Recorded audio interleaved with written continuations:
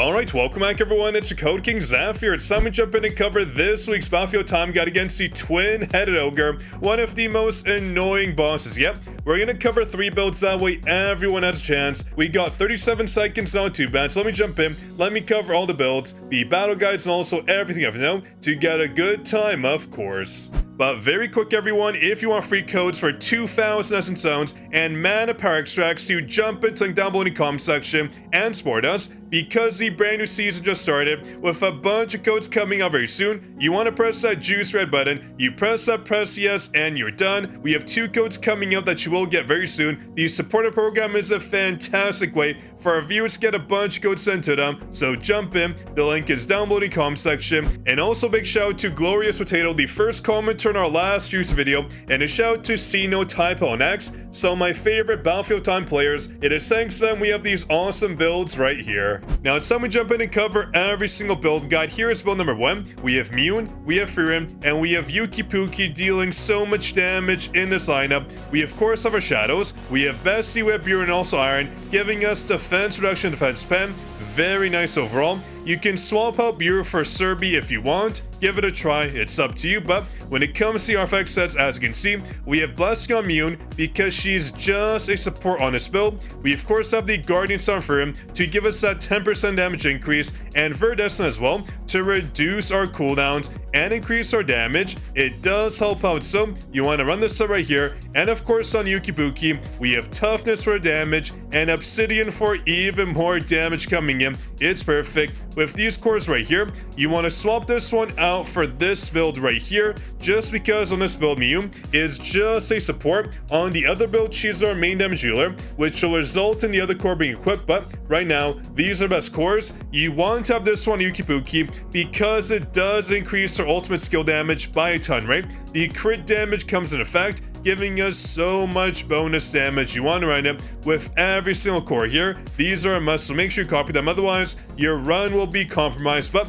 let me cover build number 2. This one right here, we have Stark, we have Freer, and of course we have our girl Mune, like I mentioned before. She is the main damage dealer on this build, so she does have the toughness set with Obsidian, giving us maximum damage output, the Blasting Stone on Freer to make sure we get the 20% damage increase coming in. And of course when it comes to Stark, we do want some damage on him, so Obsidian is the way to go, and the Guardian set as well to increase our damage by 10%. This will result in a very easy run with these cores as well. You want to of course swap out Mune's core for this one here to ensure her ultimate damage is increased by 20% crit damage. Oh, it's so nice. You want to have that, trust me. You will notice a difference when it comes to free and copy these cores here. And on Stark, these 2 cores are important. The middle core doesn't matter. To ensure its core attacks do increase in damage, this core is a must. The 20% crit damage increase is juicy. And here is build number 3. Let me pop it on. Running Gina, running Free, and also Yuki. This build works out great too. Running these cores as well. So here we go. Here are the RFX sets. Just copy these and you'll be good to go. With Fern and Yuki Puki being our main damage dealers, this is the way to go. And these cores right here to ensure we have the maximum damage output possible. But let me jump in. Let me cover the battle guides, that way you know exactly what to do. Now let's cover the battle guide for build number 1. You want to dash twice of Mune right here, dash, swap into of course for him, and use her E. This will result in all the mobs dying here. Then you want to dash up just a bit and use her first basic skill, the electric shock. Watch this, we use it, every mob should die. Then we swap into Mune, we dash up, then we use her E, and you charge it up. Then use her shadows right here to make sure she does not get hit. Use her shadows, use her E again, and every mob should die. Then you swap into Yuki Puki, you walk up here, use her second basic skill. This will pretty much start clearing the mob. Then you swap into Freer and make sure to basic attack, that way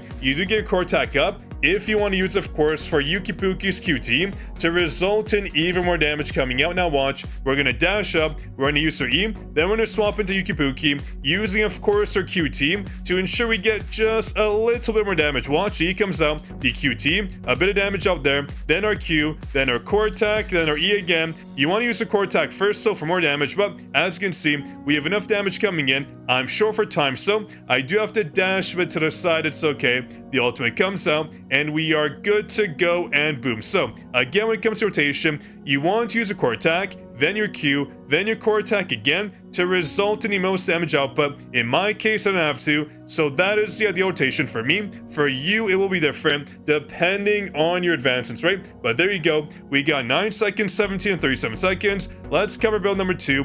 This one is using, of course, Mune as a DPS hunter. Let's watch it right here. Mune as a DPS is very good. Watch this. We're going to dash in once, use the E, then use it again, and every mob will die. Then you manually swap in the free and you walk up, you walk up, you walk up, then you dash right here. You want to dash through the wall and boom, dash again, and use your Q as fast as possible.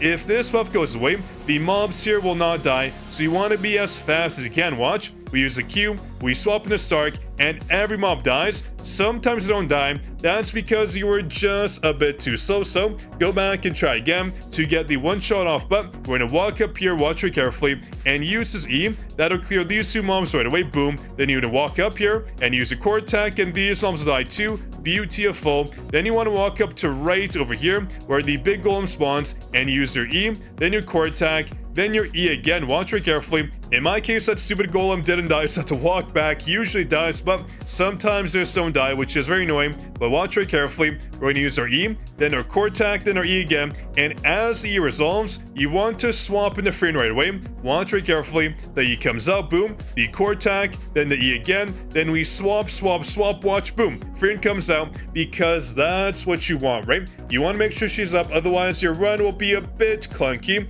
And when it comes to Mune, this run is a bit annoying just because you might get hooked. In my case, yeah, I get hooked. It's fine. You lose about a second, it's whatever. I already had a good time locked, so we're gonna dash here, use our shadows, and boom, you saw that, we got hit there. It is what it is. Ran out of dashes, but here comes the flames. Then you swap into Mune, use her Q, then her ultimate. Then, of course, her ultimate comes out right here. The animation of the idol, oh gosh, never gets old.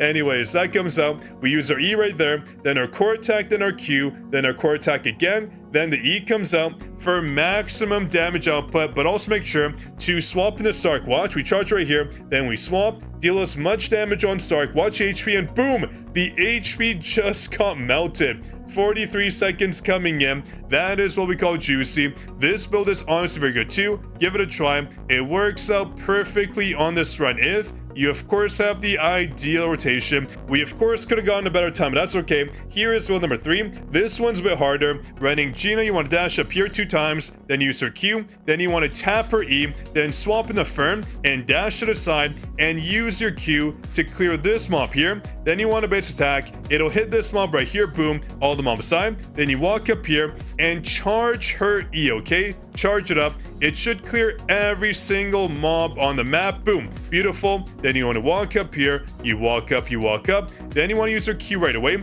Before the mobs really spawn in, boom, you use it. All the mobs aside. You walk here. I target this mob here to clear both of them, and boom. Then these come across to you. You just want to hit them if you want, whatever. I use our core attacks and also base attacks. Boom. They die right here. Then you walk up Yuki Puki. Use her E and your core attack, and you should be good. And swap into Gina right here. Watch very carefully. We swap him. Beautiful. Now, you want to walk up, use her Q. You want to target on Ogre because sometimes Gina has missed her Q, so we target, we use our shadows, we dash up, use our Q, and the E comes out. Watch. We use the E right here. After the Q, and boom, we swap. Use Fern right here if you want. Up to you. You can use Fern or Yuki Puki. They both work out fine. In my case, I use Fern. It just works out better for me. Yuki comes out. The Q, the core attack, the E, etc. The proper rotation, right? The E comes out, the core attack, the Q, the core attack, the ulti to get the damage off, and boom, does he die right here? And he does. So